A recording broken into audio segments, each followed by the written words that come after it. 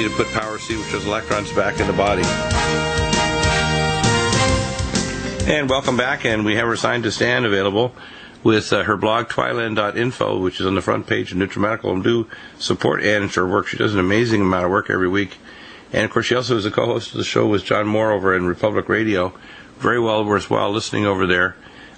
The facts are that we're at a very high risk in the next number of days of a limited nuclear war in the Middle East, with the Saudi Arabians and the Turks trying to put troops into a theater of operations, which is directly going to challenge the Russians to respond with a nuclear response. And the fact is that the number of weapons that are stored in Turkey, they're under, from America, is up to 95 fairly large, we call battlefield yield nuclear weapons. And if the Turks get access to these weapons, they will use them, and they'll get a nuclear response from Russia. So it's going to get nasty, isn't it? It certainly is. When they've got 350,000 troops and 20,000 tanks on the Saudi Arabian soil, and they're preparing to do an exercise with their allies, that is, with the other Arab nations, and that's supposed to start before the end of the month. And so if the Turks get the nuclear weapons, they may use them, but we know that Russia will, because they already said that they would. They said if Saudi Arabia puts one foot on Syrian soil, he'll turn the desert in Saudi Arabia into a wasteland that glows in the dark. Well, I think Putin was seriously personally abused by the King Salman of Saudi Arabia, and Putin's response was he will nuke your Riyadh, Saudi Arabia, into a glowing city of ashes. Yeah, I don't think he could make the whole desert glow, but he could make an impact. And because they gathered all those troops at one place, 350,000 troops, and it's on the northeast corner of Saudi Arabia. And because that's where their border with Syria is.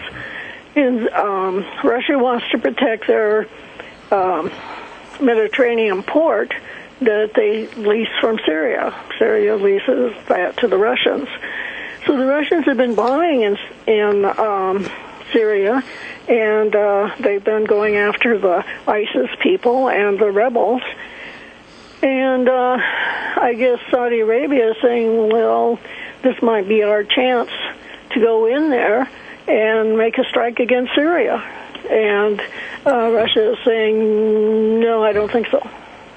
Yeah, in fact, I guarantee you, if Saudi Arabia does it, it'll be the end of the country called Saudi Arabia. It'll cease to exist. You think that they would bomb the major cities, or just the troops that they've amassed on the border? The Russians are measured. They'll take out all their military bases and all their missile silos, etc., and all their weapon systems, and they'll be basically a dead shell. And if the people of Saudi Arabia are smart, before this happens, they actually should get rid of the royal family and all the crazies. It's apparently the son of the king who's actually sequestered away in a room because he's demented. He's in his 80s. And the son is out of his mind, thinking that he's going to be, the next head of the caliphate or something. Maybe he thinks he's got delusions that he's the Mahdi. But whatever his delusions are, they're suicidal, and they're going to get their own people killed. How's that? Well, that's pretty good. So anyway, on my website is going to be posted the current planning guidance for response to a nuclear detonation, because if that should happen, and it might happen, we don't know, but certainly Russia has the capability. We don't know what our administration will do in retaliation, so it could be possible that we would have nuclear detonations over the United States, or in the United States. And ISIS would love that. In fact, they'd love to set them off. Yeah, but the thing is that Obama has got an open borders policy, and I know this is a fact, okay, and this is classified information, so if you're listening, NSA, read and weep. Every week for the last 50-plus years, they've flown a helicopter jet over every American city, every city of every Western country, including Australia and New Zealand, every week to look for sequestered nuclear isotopes. up to 400 plus meters below ground. They can see that from a space-based satellite, and they fly over these specific areas where they scintillate. And even lead shielding won't stop all the isotopes, especially if they're high energy. So this idea that somehow they can have a nuclear bomb or bring it in a container and it can't be picked up is pure hogwash. When you hear the statement a few years ago by Napolitano, the head of Homeland Security, she tried to make a statement that we only test 2% of the containers and they could bring a nuke in. That's pure incompetence. I don't want to hear this kind of garbage from government employees who are incompetent. I want them to break the seals in every container coming in from a potential place where a nuclear weapon, they could be container size come in, not just a suitcase nuke.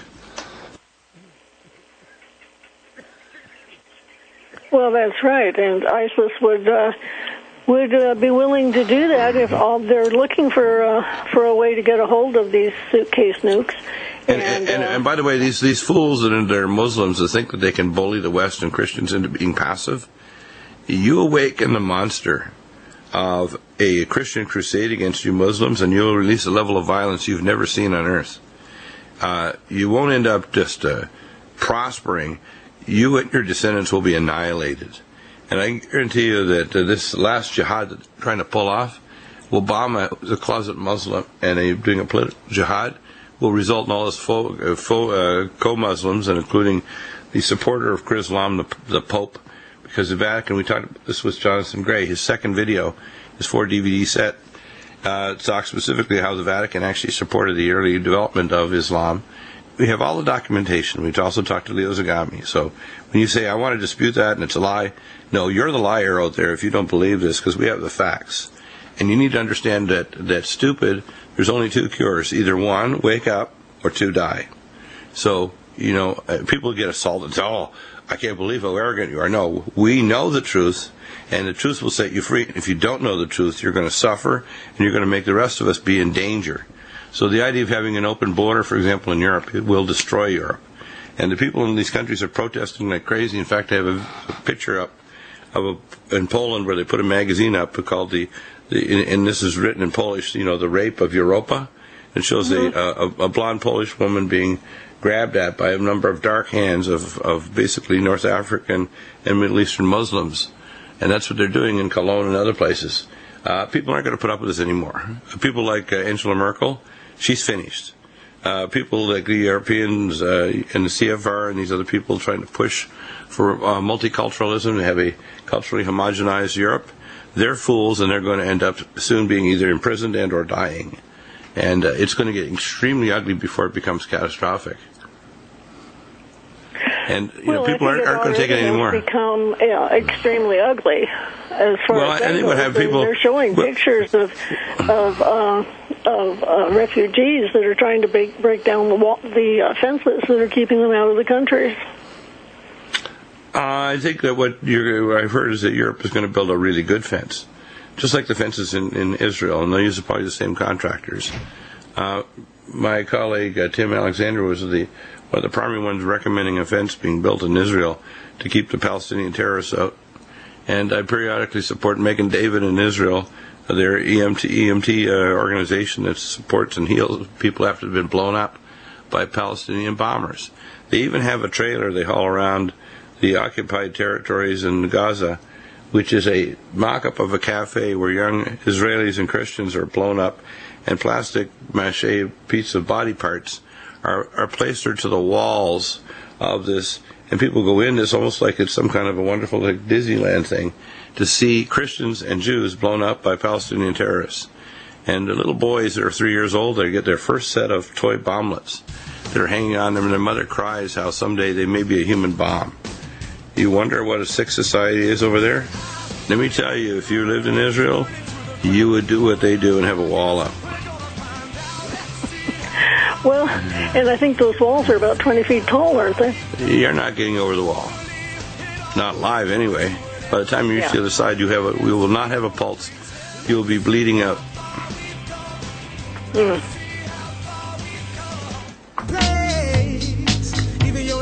So, Ann, let's get into this planning guidance in the case of nuclear war.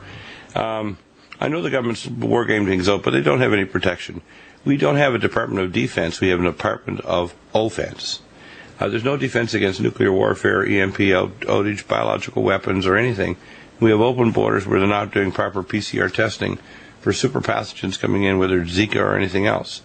We don't properly test blood. We make blanket statements that we're going to ban all blood testing and taking, but then they don't even do testing of everybody. If only 20% get symptoms, who's to say that those people haven't been still carriers of major pathogens into the blood supply or into the population or eventually into the animals?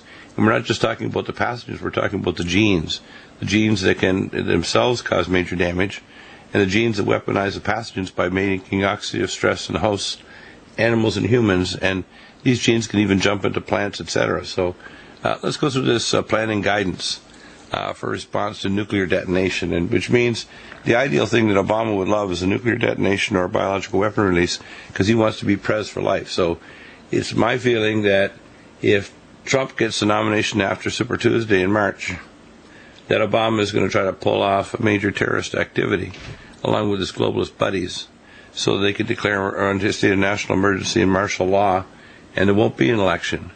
If Trump doesn't get it, they might pull back and say, we'll just hold off so they can let the Wicked Witch of the West, Hillary Clinton, become president. If she gets in, it's the end of America. It's done. It's like a Thanksgiving turkey that's been too long in the oven. It's finished.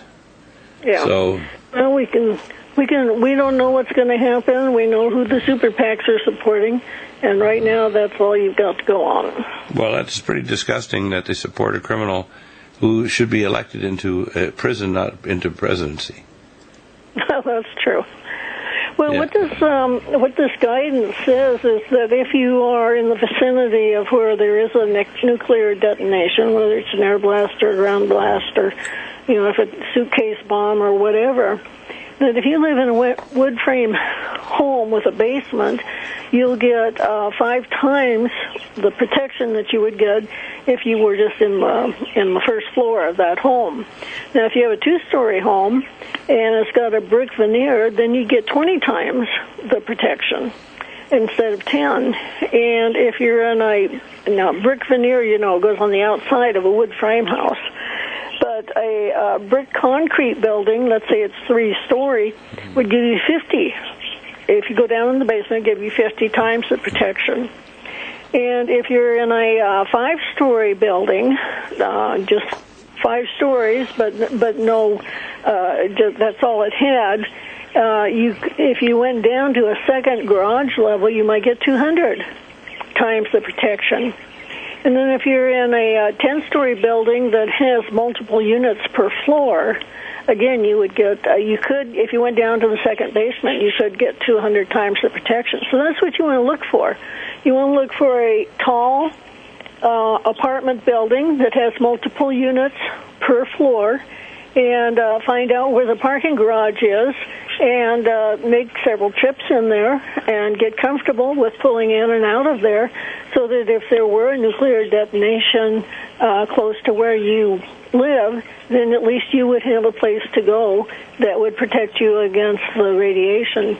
Now, in your car, you would have to have food, blankets, light, and if you just take a tin can and put a candle in it, that will warm the inside of your car.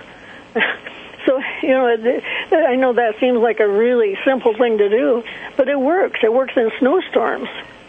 So that's what my suggestion is. But even in a wood frame building, you can get 10 times the amount of protection you would get if you were just in the house itself, if you have a basement. So that's why I tell people, I say, dig fast, dig deep, because if you can put enough concrete and dirt between you and a nuclear blast, you can survive it. Interesting, isn't it? Yeah. And this is the new guidance from the Department of Homeland Security. Yeah, I call it the Department of Homeland Insecurity. Yeah. They spend lots of money on war game schemes and no actual preparation. Same way as FEMA, they don't actually have decon showers, which I recommended in '97 to ship around the country, have pre-placed near big hospitals, so they could decontaminate people from biological and radiological weapons. Instead, I found out the FEMA director, and I challenged him in 2001, 6 months before 9/11, at the Adams Park Hotel, their policy was to shoot to the center of the body, kill someone, put them in a body bag, and throw them in a trailer, not to decontaminate them, but to kill them. That's their policy. Well, that was their policy, but they've come up with this new policy. They think it's more humane, and they're not going to be worried about if you leave the zone, you're contaminated with radioactivity. Don't worry about that after the fact. That's because we shone the light on these maniacs and embarrassed them into the fact they had to change their policy from killing the public. Well, there would be casualties. If you're within a mile of where the zone is of the nuclear blast. There won't be anything left of you. And then I just want to make a little counter to that.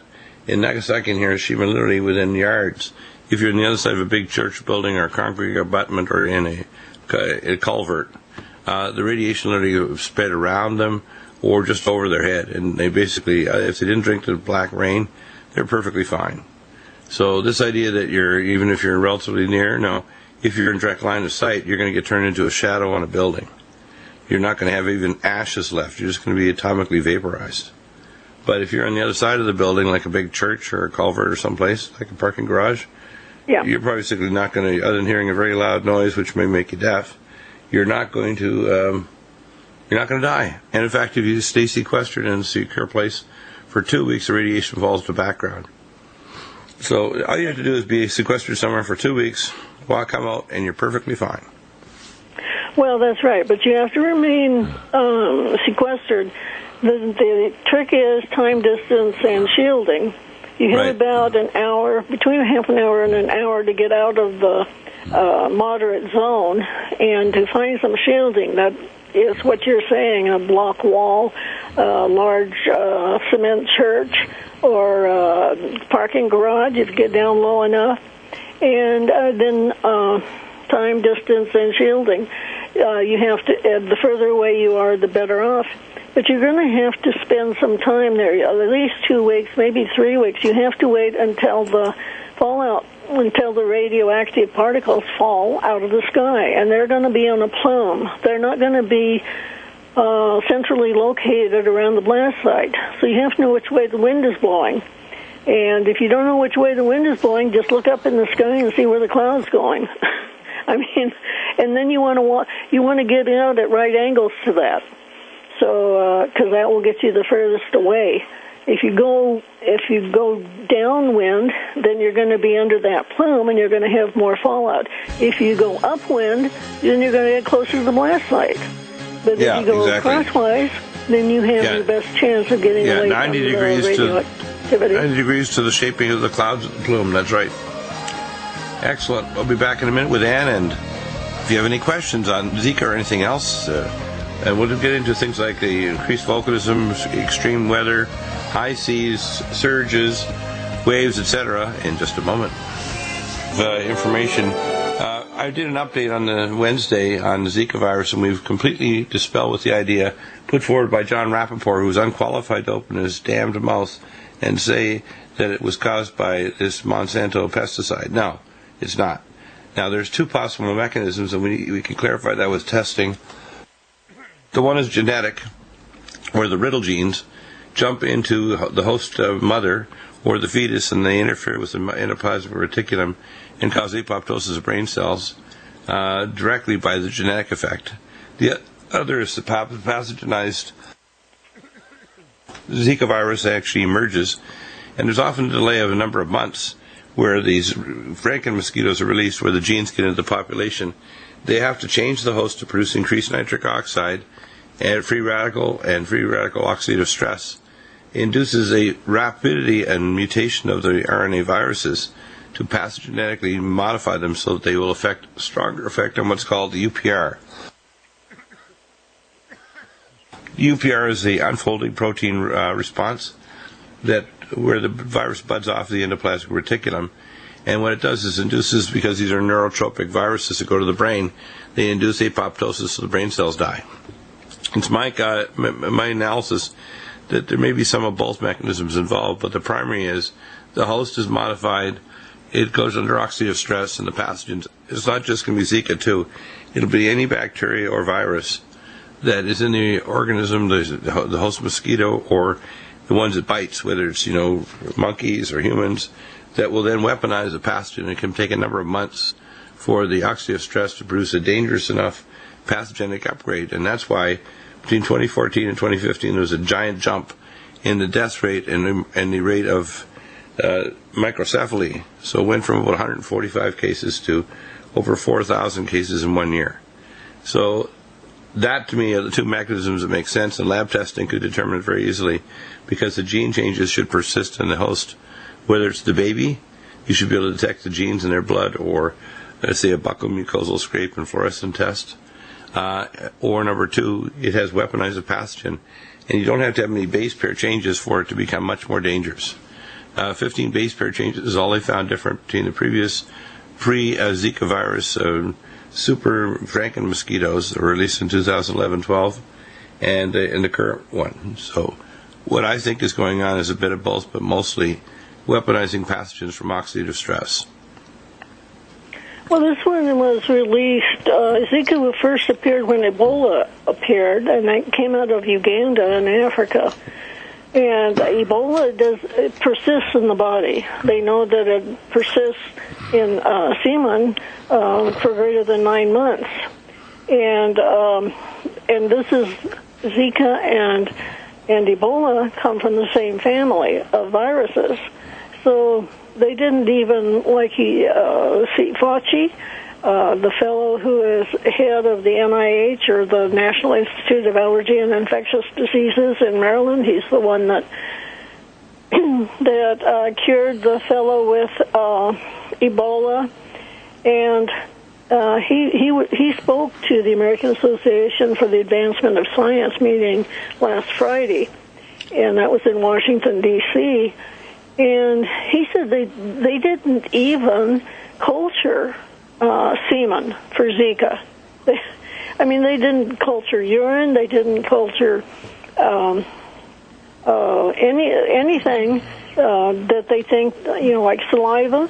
They could have cultured saliva to see if it had the Zika in it. That's how they determine whether you've got Zika. They have to send it off to the NIH, and then they culture it. And what they're doing now is they're trying to build a blood test. Well, they've already know that the blood clears itself of Zika long before it's cleared out of semen or vaginal emissions or discharge or saliva. So I just don't understand why they keep pursuing something that is not going to give them an accurate rating. I do. The obvious thing is they want to stay incompetent and want to pretend to us that they are still competent. They're incompetent, and it's by design. It's like the statement made by Marco Rubio that Obama knows exactly what he's doing. He's not incompetent. He knows precisely what he's doing. He's deconstructing America. He's destroying the moral fabric of the states. He's doing class warfare between different financial classes and different colors. So Obama's doing everything by the book, and he's actually accomplishing everything he does. He wants to do wonderfully for satanic minion of the dark side. Well, I would have expected that he would have, since they are of the same family. Of course, there are other viruses that are same family, like yellow fever, that do not persist in the body. So, maybe I could excuse him on that, but we do have studies, and they were peer-reviewed studies that were done. We've been studying Zika since 1947, when it first emerged. And when it got to French Polynesia, that was when they started seeing the Guillain-Barré syndrome.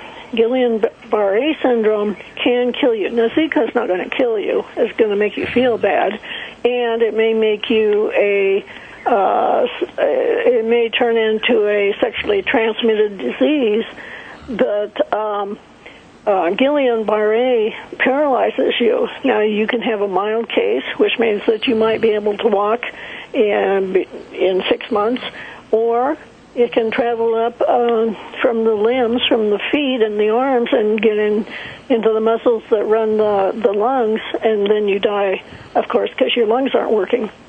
So Guillain-Barré, they first discovered that was happening in French Polynesia, and then Zika continued to travel towards South America, and it ended up in Brazil, and now we've got microcephaly, which we didn't have before. Right, so I think what we have to do is it's probably a combo model.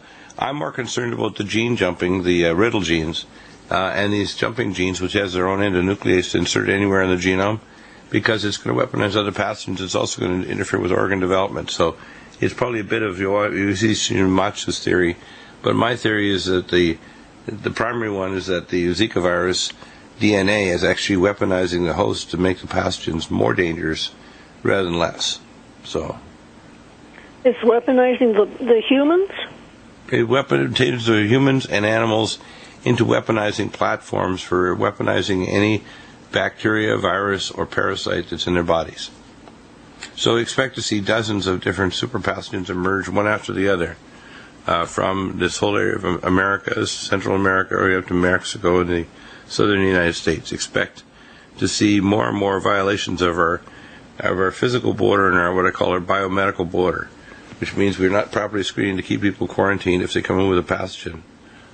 So, well, yeah, if they were taking the samples at the airports like they did with Ebola, and then sending them off to be cultured, they'd be far ahead, because then they could notify the local health departments to notify that person that they do have Zika in their saliva or in their urine or in their semen or in their vaginal discharge, and that they maybe they need to follow them like a sexually transmitted disease, or they need to tell people that that they are carriers and they can transfer it to other people. Do you know that Zika has spread as far as Cape Verde, which is off the west coast of Africa? And in fact, it's off the west coast of Africa where Ebola is. So if it spreads, and it's very likely to spread from Cape Verde to Guinea or Sierra Leone or Liberia, then we're going to have both Ebola and Zika at the same place at the same time.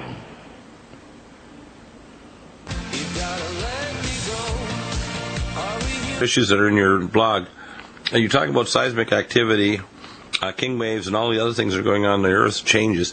These are read out of the Bible, Matthew 24, that earthquakes in diverse places, superstorms, seasons all mixed up. These are all signs that the world is in cataclysm, and it's because of gravity waves. They announced this last week that, something that Einstein theorized we can see, and they refer to the LIGO, or Laser Interferometry Gravitonic Observatory, and of course the A.L.M.A, or Atacama Large Millimeter Array, with the international scientists, released information that NASA didn't want to release, that in fact there is a dwarf star out there. The Russian Space Agency has announced it, and there's two large planetary objects and others rotating around it, that we have a second solar system out there in hyperelliptical orbit. And they don't know whether it comes in every 10,000 or 20,000 years or 4,000, but they know the gravity waves are triggering off changes to our sun, the planets, which are all nuclear reactors, to our plasma physics of our atmospheric and our weather systems, and also to the release of methane hydrates, and the effect of gravity waves on ringwoodite releases water, nascent water, that triggers off earthquakes and volcanoes. So it's all tied back to gravity waves and what Einstein predicted 100 years ago. And the gravity waves are coming in from a dwarf star that the globalists don't want you to know about. They spent hundreds of trillions, not billions, trying to build underground cities and off-world space platforms for their escape plans. So people don't want to believe that there's a secondary space program. And they'll quote saying, "We never went to the moon." Well, no, you're a fool. We did go to the moon.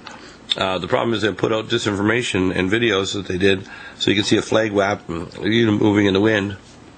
So we never went to the moon. No, we've been actually to the moon 5 years before the Eagle even landed, and the colony called Alpha 1 is there with a city mining helium-3 for tokamak fusion reactors.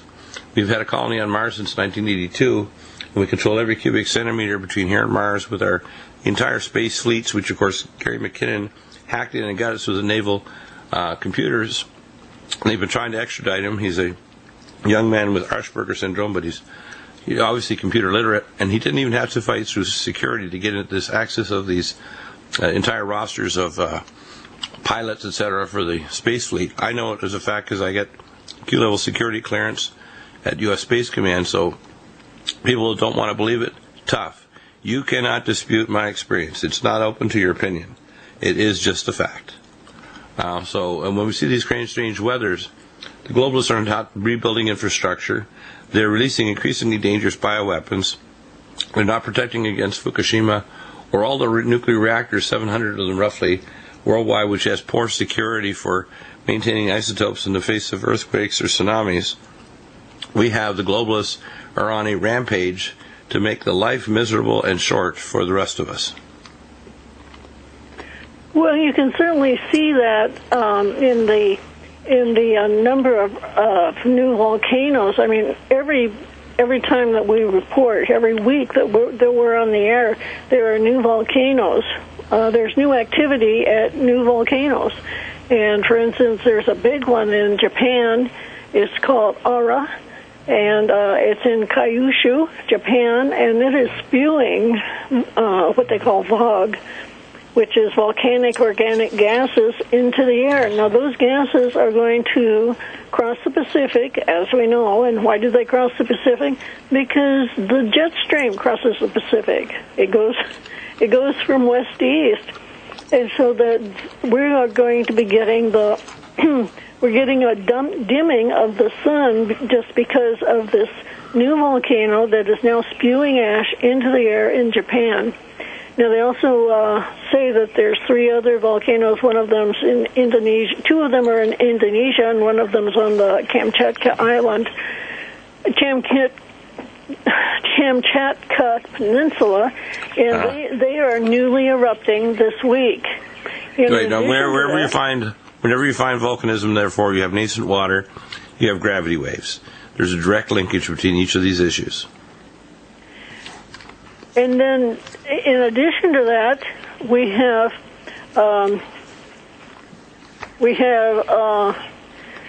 Colima in Mexico. Just here, close to the United States, we have Colima in Mexico. We have Capajuli. Remember when we talked about that in the Chile-Argentina border? We have Fuego in Guatemala. We have Kilauea in the Hawaiian Islands. Masaya is in Nicaragua, as is Guamatomo in Nicaragua, and Nevado de Ruiz in Colombia, Popocatépetl in Mexico, Santa Maria in Guatemala, and Telica in Nicaragua. So we have all these volcanoes that are spewing volcanic organic gases and ash into the air. Well, what that does, if there's enough force, one, it disrupts air flights. They have to fly around the ash. And in addition, it dims the sun. We could have a volcanic winter this summer. Yeah, and the other thing that goes on is when there's planetary alignments, and there's supposed to be an alignment the end of March, early April, that acts as I call a chain of gravity lensing effects of planets, which means when you have alignment of planets going out toward the area of the planetary ecliptic in the outer solar system at 0.73 light years in the Oort cloud, where this dwarf star and these large rotating planets are, it actually it lenses in the gravity waves to form a more, what I call a more sharp action at a distance, if you want to call it, that has a stronger kind of lensing effect to release energy from the rocks of the Earth, which is a nuclear reactor, and the nascent water release from the Ringwoodite at 400, 700 kilometers. So, in other words, when you see planetary alignments and you know you have gravity waves from deep space, you can pretty well calculate it's going to increase the chances of blowing a major volcano or a major earthquake or tsunami is going to break somewhere. Well, and that's what we're seeing. We're seeing more and more of these seismic activities. Now, this last week there wasn't a huge increase in the number of earthquakes that we saw, especially the large ones. I mean, we're still seeing aftershocks. The next alignment is the end of March, early April, a big one. Well, we do have a close approach of an asteroid on March 5th, and that's about 2 weeks from now, and they don't know the uncertainty in its position is so great because they first found it in 2013, and they didn't track it long enough to get a good trajectory for it. Yeah, and that's also a fraction of the lunar distance, so it's actually pretty damn close. It's that's right. It's going to be within hundreds of miles of Earth, not thousands. That's right. And the last time we had a close approach of an asteroid, it missed us by 9 minutes. 9 minutes. That's how close it came to hitting the Earth. Wow. Yeah. Now, this is just a moderately sized asteroid. It would not be a global catastrophe, but it would affect an area of the Earth, depending on where it fell. Well, if you had an asteroid the size of Winnebago, and it hit Central Europe, it would change the world climate, and it would wipe out an area as large as the size of Luxembourg, would be annihilated, or a large city like Paris or London would disappear. Actually, if it hits in the ocean, it's even worse because it puts so much water vapor into the air. Then you have what's called a meteor winter, an impact winter, which means that the sun cannot get to the surface of the Earth to grow the plants. Exactly, and the other thing that happens when you have these volcanisms happen. This happened, by the way, during the time where it's the French Revolution. Most people don't realize it's directly timed to volcanism in the areas of Northern Europe, and there was a very high content of fluoride and radiotoxins, so there was a collapse of the crops when the temperature dropped like a rock after these volcanoes were released back just at the time before the French Revolution. Most people don't realize they were already starving when the kings were still building palaces and so on. So when they said, let them eat cake, unfortunately the cake was laced with volcanic ash, fluoride, and radiotoxins, and the crops were dying because it was so darn cold for 3 to 4 years before the French Revolution happened. Interesting. Well, that's the other thing that happens is not only can you not grow crops, but you don't heat up. It's cold. Exactly. An ice age will kill a lot more people, believe it or not, than even a nuclear war. Well, there's lots of things going on, and when I tell people it's like dig fast and dig deep, because if we get an asteroid storm, you want to be underground.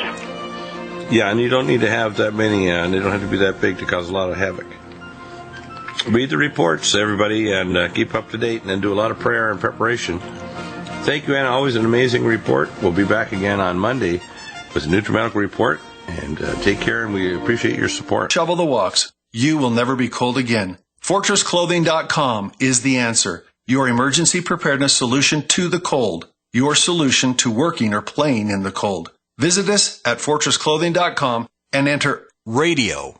Buy now and receive your 20% off discount. You will never be cold again. FortressClothing.com. It could save your life one day.